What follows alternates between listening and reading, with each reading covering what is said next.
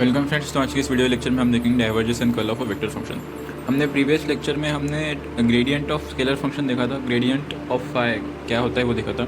सबसे पहले हमको डेल ऑपरेटर बताना चाहिए। What is del operator? Del operator del del X phi cap plus del del Y J cap plus del by del Z के cap. और हमें scalar function और वेक्टर फंक्शन पता होना चाहिए। एक ऐसा फंक्शन स्केलर फंक्शन रहेगा जिसमें एक्स वाई जेड की वैल्यू पुट करने के बाद में मुझे स्केलर ही मिलेगा और वेक्टर फंक्शन में वेक्टर मिलेगा। तो हमने एक टेबल देखा था। सिंपली कंडीशंस ली थी हमने कि अगर ये कोई स्केलर फंक्शन रहा जो कि फाई 1 होगा और ये कोई वेक्टर फंक्शन रहा दिस इज़ फाई 2 और ये मेरा डेल ऑपरेटर है। तो डेल ऑपरेटर क्या है? एक फंक्शन के साथ साथ ये एक वेक्टर फंक्शन है डेल ऑपरेटर आई जी के टर्म्स में। तो ये वेक्टर है, स्केलर है, वेक्टर है। तो हमारे पास वेक्टर और स्केलर के प्रोडक्ट के दो टाइप्स होते हैं, एक तो डॉट प्रोडक्ट एंड इससे क्रॉस प्रोडक्ट। तो वेक्टर और स्केलर के साथ डॉट प्रोडक्ट पॉसिबल है, क्रॉस प्रोडक्ट मतलब पॉसिबल नहीं है क्योंकि हमेशा आंसर जीरो आएगा उसका। वेक्टर वेक्टर के साथ डॉट प्रोडक्ट पॉसिबल है, वेक्टर वेक्टर वेक्टर वेक्टर के साथ क्रॉस प्रोडक्ट पॉसिबल है। तो मुझे ये 3 कंडीशन मिली थी। तो 3 कंडीशन में अगर वेक्टर और स्केलर का डॉट प्रोडक्ट होता है तो इसे हम ग्रेड फाई कहते हैं, जो कि ग्रेडियंट ऑफ स्केलर फंक्शन था। प्रीवियस वीडियो लेक्चर में मैंने देखा था। तो अभी जो वेक्टर डेल ऑपरेटर को हम वेक्टर के साथ डॉट प्रोडक्ट में और क्रॉस प्रोडक्ट में ट्रीट करेंगे तो कौन सी कंडीशंस बनेंगी वो देखेंगे। ठीक है, तो फाइनली ये सॉल्व करने के बाद कोई कंडीशन बनेगी और ये टेबल फिर से रिपीट लिखूंगा मैं। तो ये टेबल लर्न करना बहुत ज़रूरी है क्योंकि हर 3 केसेस बनेंगे। 3 केसेस में मे भी हो सकता है कन्फ्यूज़न ज़्यादा हो कि तीनों समझने के बाद कन्फ्यूजन नेमिंग वगैरह सबकी अलग अलग है, तो इस पर कन्फ्यूजन होगा। तो ये टेबल के हिसाब से अगर लर्न करोगे तो बेटर रहेगा। ठीक है, तो कंडीशंस देखते हैं। दोनों कंडीशंस को मैं कंपेरेटिवली लिखूंगा, मतलब कि सेकंड कंडीशन इधर, थर्ड कंडीशन इधर। सेकंड कंडीशन में क्या दिया है? डेल ऑपरेटर के साथ कोई phi two is a vector function. लिख लेता हूँ मैं, phi 2 is a vector function. इसे मैं फाई भी कंसिडर कर सकता हूँ, बट कुछ भी मतलब नेमिंग करो, बट पता होना चाहिए कि मेंशन करो वहाँ पे कि phi is a scalar function consider किया है, phi is a vector function consider किया है। फाई 2 ही कंसिडर करता हूँ, ठीक है, कोई बात नहीं। तो phi 2 is a vector function है। तो डेल डॉट फाई 2 मतलब वेक्टर डेल ऑपरेटर का फाई 2 के साथ इसी वेक्टर फंक्शन के साथ डॉट प्रोडक्ट सेकेंड कंडीशन थी मेरी, और क्रॉस प्रोडक्ट जो कि मेरी हो जाएगी थर्ड कंडीशन।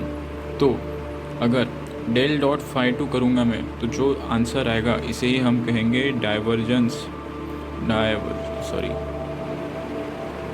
इसे कहेंगे हम डाइवर्जेंस ऑफ वेक्टर फंक्शन।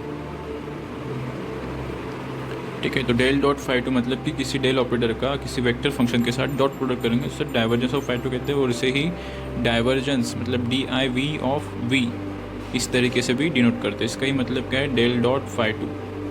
इसी फाई 2 को कभी कभी वेक्टर फंक्शन है तो इसे ही डेल डॉट V भी लिखा जाता है कि फाई 2 को वेक्टर फंक्शन कुछ कंसिडर करेगा, V is a vector function. यहाँ पे मैंने phi 2 is a vector function consider किया, सिर्फ नेमिंग है अलग अलग। डाइवर्जेंस ऑफ V या फिर हमने फाई 2 के टर्म में लिखना है तो डाइवर्जेंस ऑफ फाई 2 क्या हो जाएगा? मतलब डेल ऑफ फाई 2। ये सही नहीं होगा इस हिसाब से। Divergence of V is equal to del dot V vector function where V is a vector function. Phi 2 के टर्म में हमने अगर फाई 2 कंसिडर किया है तो divergence of phi 2 is equal to del dot phi 2 where phi 2 is a vector function. ठीक है, तो अगर दोनों का डॉट प्रोडक्ट करेंगे तो जो डाइवर्जेंस ऑफ वेक्टर फंक्शन कहलाएगा। सेम टाइप अगर दोनों का क्रॉस प्रोडक्ट करेंगे तो डेल क्रॉस फाई 2 ये कहलाता है हमारा कर्ल ऑफ वेक्टर फंक्शन।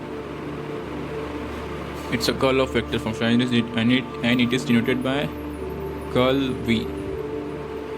अब कोई V फंक्शन के लिए होगा, हमने फाई 2 कंसिडर किया है तो ये curl of phi 2 which is equal to del cross phi 2।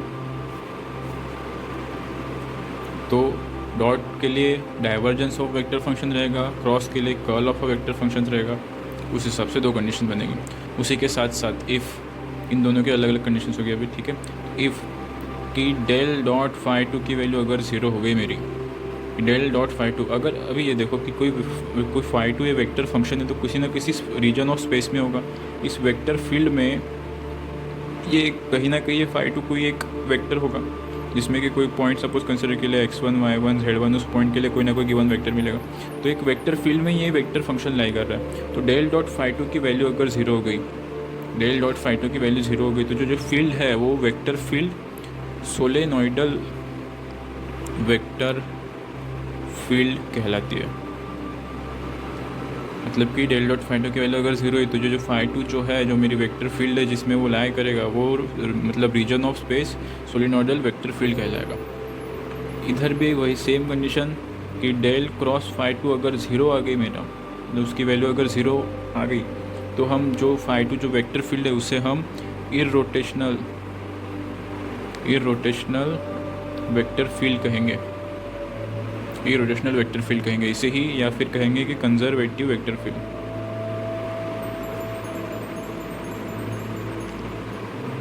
इसलिए थोड़ा नाम मतलब नेमिंग ध्यान में रखना है। कंपैरेटिव टेबल क्यों इंपॉर्टेंट है वो इसलिए बताया था हमने कि सबके लिए कुछ ना कुछ अलग नाम है। हमने डेल डॉट वी मतलब कि ग्रेडियंट के लिए भी अलग से देखा कि किसी डेल का स्केलर के साथ डॉट प्रोडक्ट होगा तो कैसे, किसी डेल ऑपरेटर का phi2 कोई वेक्टर फंक्शन के साथ डॉट प्रोडक्ट होता है कोई अलग कंडीशन आती है, क्रॉस प्रोडक्ट होता है अलग कंडीशन आती है। इसे डाइवर्जेंस ऑफ वेक्टर फंक्शन कहेंगे, इसे कर्ल ऑफ वेक्टर फंक्शन कहेंगे। इक्वल टू 0 है तो सोलेनॉइडल वेक्टर फील्ड हो जाएगा, क्रॉस प्रोडक्ट इक्वल टू 0 है तो इरोटेशनल और कंजर्वेटिव वेक्टर फील्ड हो जाएगा। तो ये कुछ कंडीशंस है, तो ये कंडीशंस मतलब कि अपने अपने इसके लिए याद होने चाहिए, कन्फ्यूज़न ना हो इसमें कभी। तो अब तक हमने क्या देखा कि कोई डेल क्रॉस phi2 इक्वल मतलब डेल क्रॉस phi2 और del dot phi2 sorry del और del cross phi2 where phi2 is a vector function. तो डेल ऑपरेटर मुझे पता है क्या होता है, del by del x I cap plus del by del Y J cap plus del by del Z के क्या। और phi2 कोई वेक्टर फंक्शन रहेगा सपोज कंसिडर करते हैं, या phi2 या v2 कंसिडर करते हैं, कोई भी वेक्टर फंक्शन हो सकता है, v कंसिडर करते हैं। तो वेक्टर फंक्शन क्या लिखेंगे, v1 I cap plus v2 J cap plus v3 K cap, कोई भी वेक्टर फंक्शन होगा रैंडम। तो डेल डॉट phi2 की वैल्यू क्या हो जाएगी डायरेक्ट कि del v1 by del x plus del v2 by del Y plus del v3 by del Z. Dot product कर रहे हैं तो आई जे के कोएफिशिएंट्स के साथ डायरेक्ट मल्टीप्लाई करते हैं, तो del v1 by del x del v2 by del Y del v3 by del Z. ठीक है, तो इस तरीके से डॉट प्रोडक्ट करेंगे। इतना पता है कि दो वेक्टर का डॉट प्रोडक्ट हमेशा एक स्केलर क्वांटिटी देता है मुझे।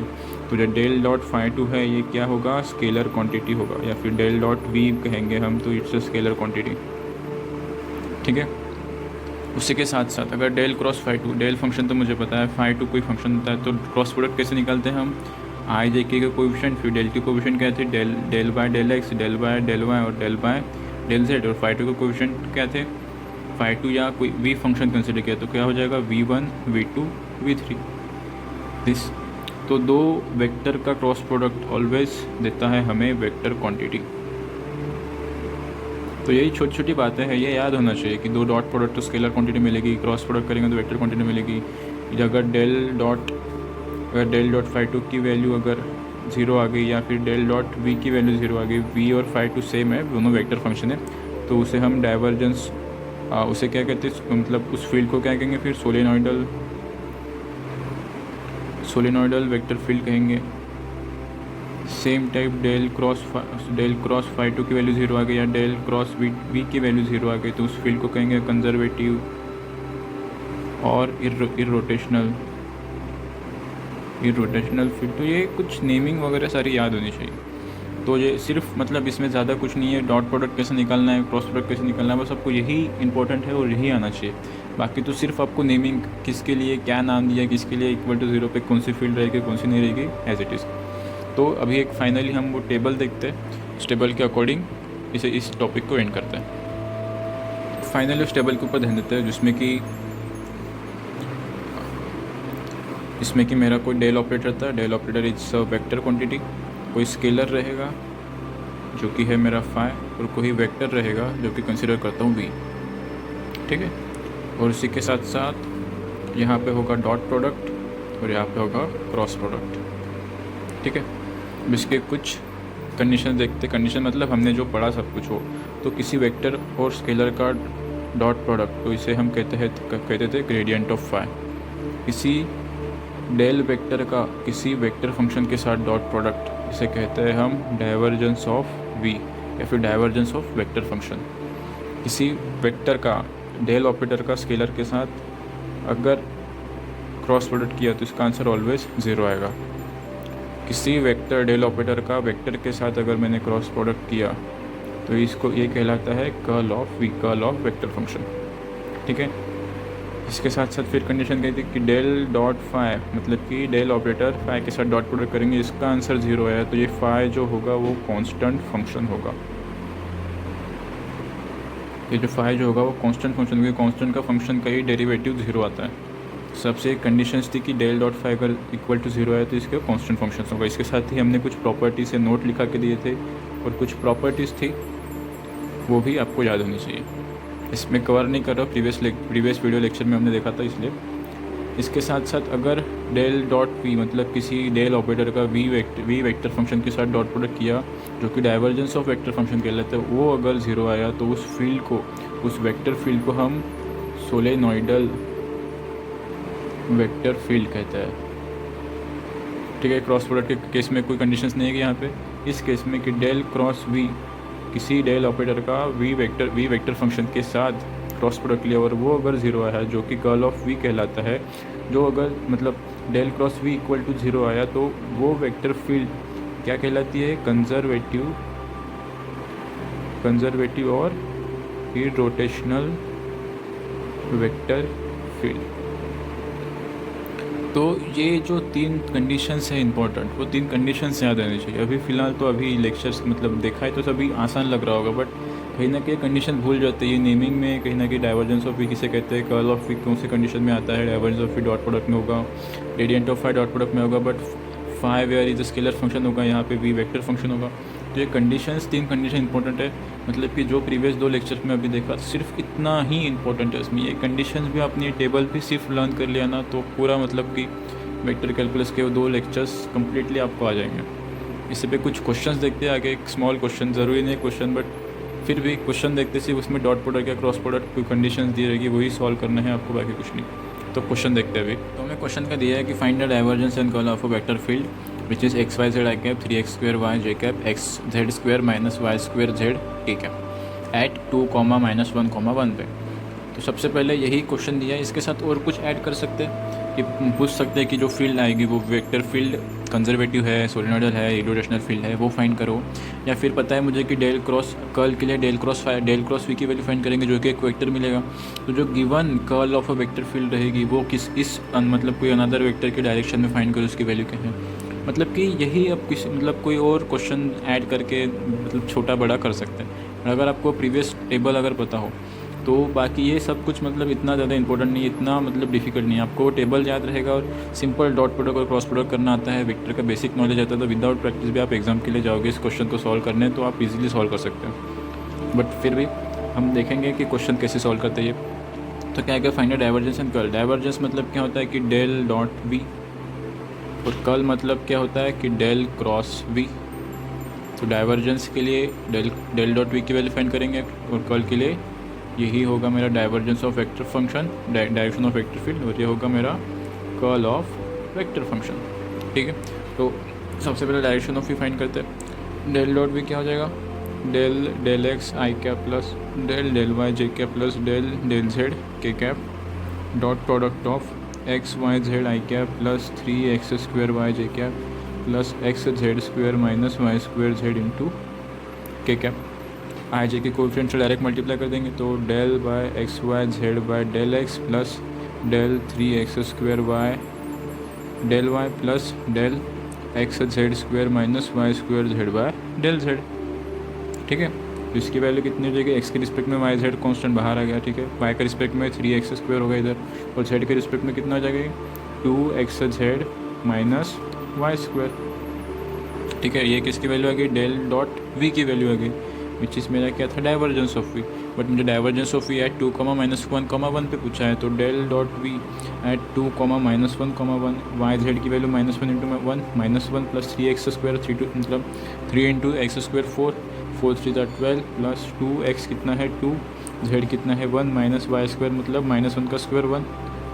तो ये कितना हो गया -1 प्लस 12 प्लस 2 2 ज़ा 4 इंटू ये 1 था तो 8 2 ज़ा 4 4 -1 3 मतलब कि -1 प्लस 15 विच इज़ इक्वल टू 40। तो divergence of v at the point 2, -1, 1 कितना है मेरा 14 which is a scalar quantity, सिर्फ मैग्नीट्यूड है। यही मैं कर्ल ऑफ वेक्टर की value, curl of vector function की वैल्यू फाइंड करूँगा तो कोई वेक्टर मिलेगा हमें, तो ये स्केलर मिला मुझे। ठीक है, इससे हो गई मेरी डाइवर्जेंस ऑफ वेक्टर फंक्शन की वैल्यू। अब क्या फाइंड करना है, curl of a vector function which is a cross product between del operator and v given vector function, वो देखते हैं। तो कर्ल ऑफ वी फाइंड करने के लिए डेल क्रॉस वी करेंगे, डायरेक्ट डिटरमिनेंट की वैल्यू लिख रहा हूँ मैं यहाँ पे, i j k del by del x del by del Y del by del z. X के कोफिशिएंट क्या थे वेक्टर फंक्शन में, x Y z, y j के x square y 3x² y और k x Z square minus Y square z. तो यहाँ लिख रहा हूँ मैं, एक्स के थे आई के थे एक्स वाई जेड, जे के थे 3x² वाई और जेड के थे के थे एक्स स्क्वायर जेड माइनस क्या था रे वाई स्क्वायर जेड सॉरी। हाँ, तो इसकी वैल्यू फाइंड करनी है आपको, डिटरमिनेंट सॉल्व करना आना चाहिए, प्लस माइनस प्लस होता है, ठीक है। तो आई के रिस्पेक्ट में क्या हो जाएगा, क्रॉस मल्टीप्लाई, तो del X Z square minus Y square Z by del Y minus del 3x² Y by del Z minus J cap के रिस्पेक्ट में del X Z square minus Y square Z del x minus इसके साथ तो del by x Y Z del Z J का हो गया,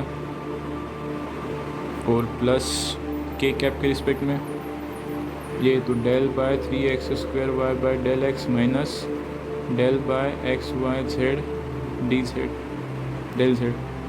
तो ये फर्दर इससे सॉल्व करेंगे। ये कितना हो जाएगा y के रिस्पेक्ट में, ये तो 0 हो गया, ये कितना हो जाएगा -2yz माइनस एक्स जेड के रिस्पेक्ट में कितना पूरा 0 हो जाएगा, तो कुछ नहीं लिखेंगे, तो minus J cap as it is. यहाँ पे एक्स के रिस्पेक्ट में कितना हो जाएगा, ए वाई स्क्वायर जेड 0, तो ये कितना हो जाएगा, सिर्फ जेड स्क्वायर बचेगा यहाँ पे, और यहाँ पे जेड के रिस्पेक्ट में सिर्फ एक्स वाई बचेगा, तो ये -xy प्लस के कैप 3x² एक्स के रिस्पेक्ट में कितना बचेगा 3 to the 6xy minus Z के रिस्पेक्ट में कितना बचेगा सिर्फ xy।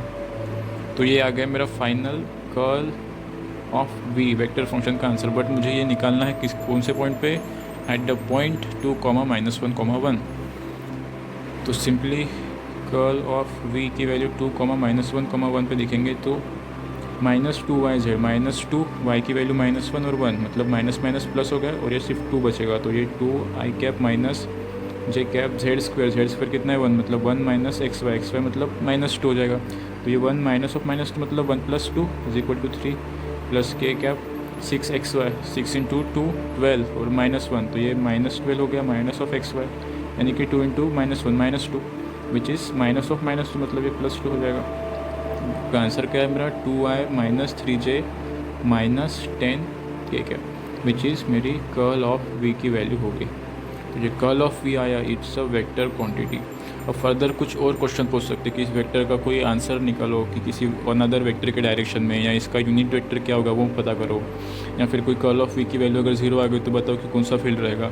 तो ये कुछ अनदर क्वेश्चंस ऐड कर सकते हैं, बट आपको अगर बेसिक नॉलेज सिर्फ पता है, डाइवर्जेंस ऑफ कर्ल मतलब कि del dot V, curl of vector function मतलब del cross V, conditions equal to 0 रहे तो सोलेनोइडल फील्ड रहेगी, इक्वल टू 0 रहा कर्ल ऑफ वी तो वो इरोटेशनल या कंजर्वेटिव फील्ड रहेगी। तो ये बेसिक सिर्फ टेबल वो याद रहना, तो ये बाकी क्वेश्चंस करने में कोई प्रॉब्लम नहीं आएगी।